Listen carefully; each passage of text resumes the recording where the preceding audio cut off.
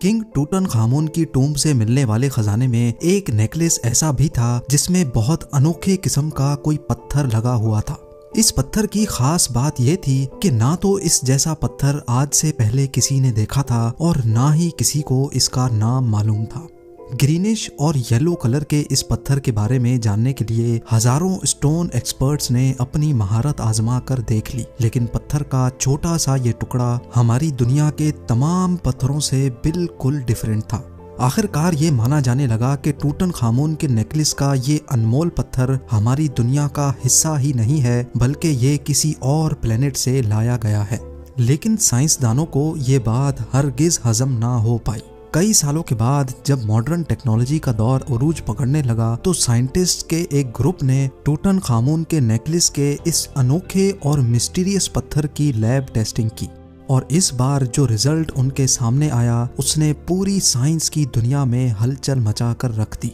GeM TV की videos में एक बार फिर से खुशामदीद। नाजरीन, इजिप्ट में गीजा पिरामिड से तकरीबन 650 किलोमीटर दूर लाइमस्टोन के पहाड़ों के बीच में वाक़े इस मकाम को वैली ऑफ द किंग्स कहा जाता है। हजारों साल पहले यहाँ इजिप्ट के किंग्स और क्वींस को उनके खजानों समेत बड़ी शान और शौकत के साथ दफन किया जाता था। खजानों से भरे ये खूबसूरत टूम्स वक्त के साथ साथ लूट लिए जाते थे, लेकिन सिर्फ एक टूम्ब ऐसा था जो हमें बिल्कुल असली हालत में मिला था। ये टूम्ब इन लुटेरों से आखिर बच कैसे गया था, इसको कब और कैसे ढूंढा गया, इसके बारे में आप जेम टीवी की ये डिटेल वीडियो भी देख सकते हैं। ये टूम्ब था किंग टूटनखामुन का, जिसने आज से तकरीबन 3500 साल पहले इजिप्ट पर राज किया था। क्योंकि किंग टूटनखामुन की ममी और यहाँ से मिलने वाले शाही खजाने की खबर ने पूरी दुनिया में हलचल मचा रखी थी, इसी वजह से ये खजाना देखने के लिए दुनिया के हर कोने से लोगों की आमद का सिलसिला शुरू हो गया।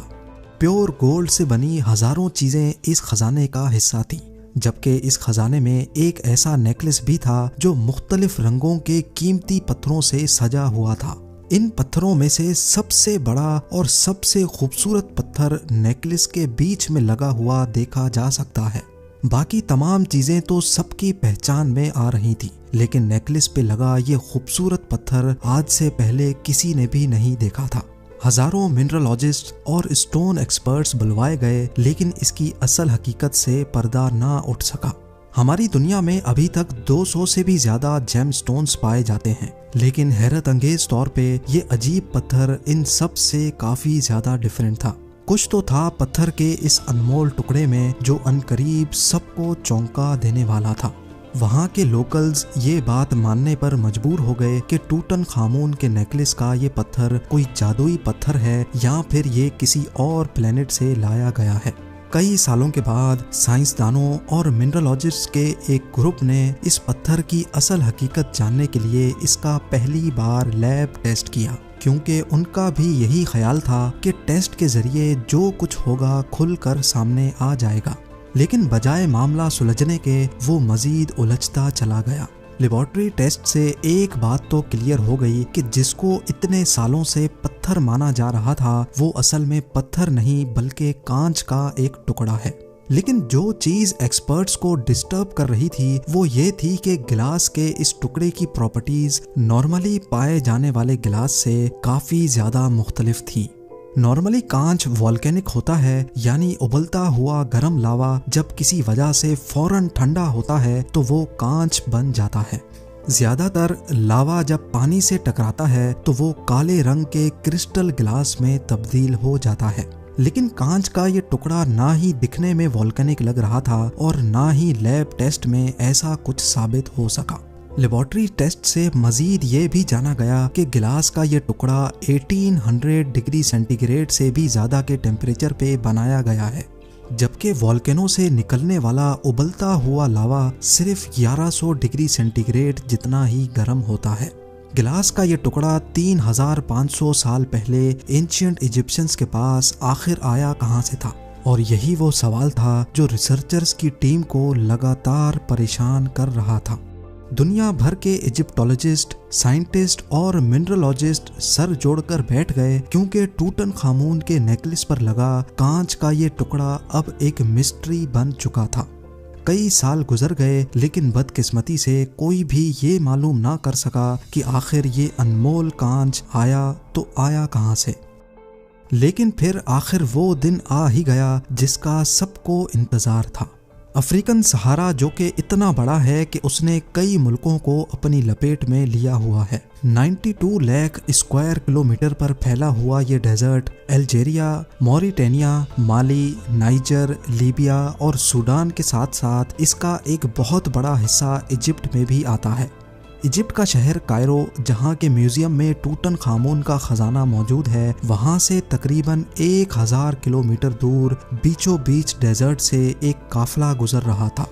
उन्होंने नोटिस किया कि रेगिस्तान के इस हिस्से में दूर दूर तक रेत पर कुछ चीजें पड़ी चमक रही थी।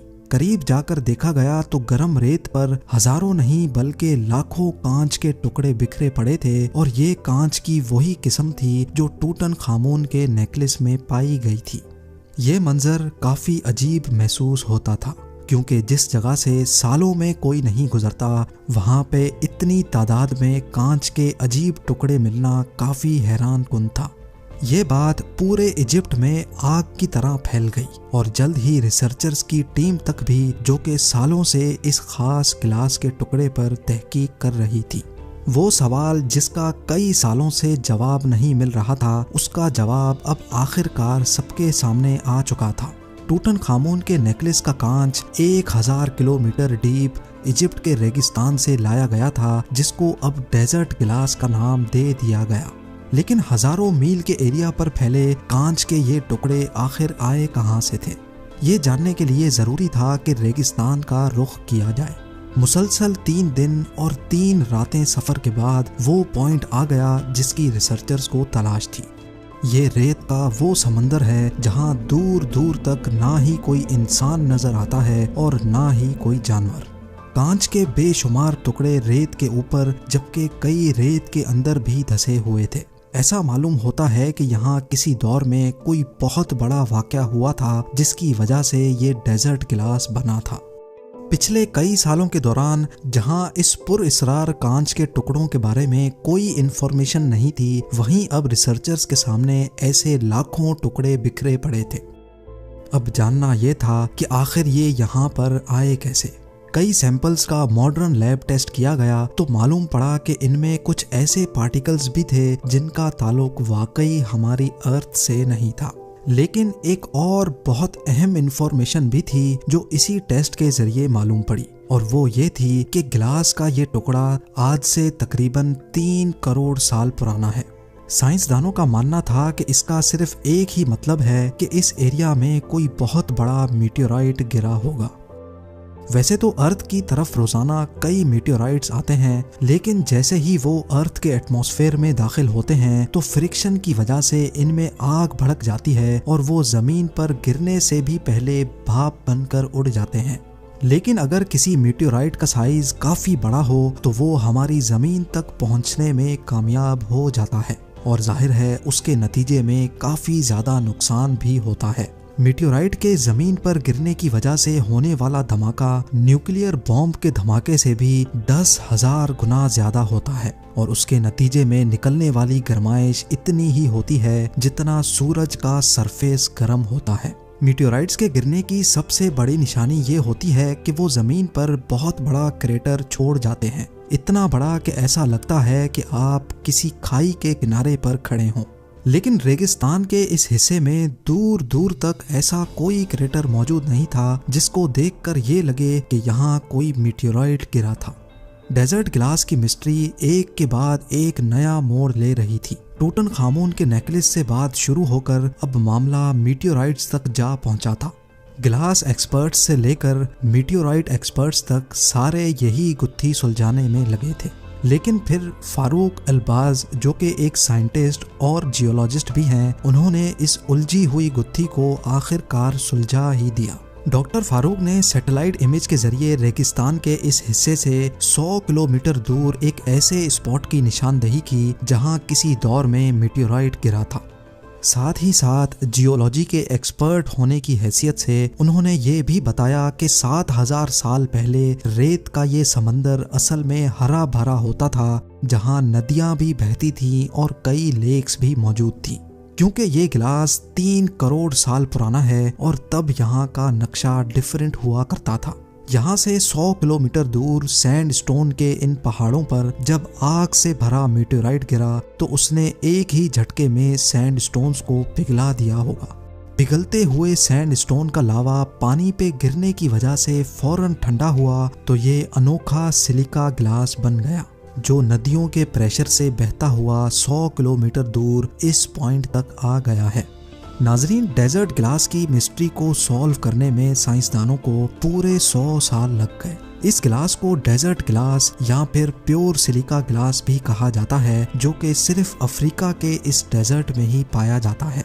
हवाओं की वजह से हर गुजरते साल जब सैंड ड्यून्स अपनी लोकेशन शिफ्ट करती हैं तो उनके नीचे दबे नए ग्लास के टुकड़े बरामद होते हैं।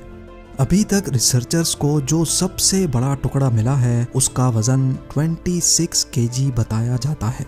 उम्मीद है जेम टीवी की ये वीडियो भी आप लोग भरपूर लाइक और शेयर करेंगे। आप लोगों के प्यार भरे कमेंट्स का बेहद शुक्रिया। मिलते हैं अगली शानदार वीडियो में।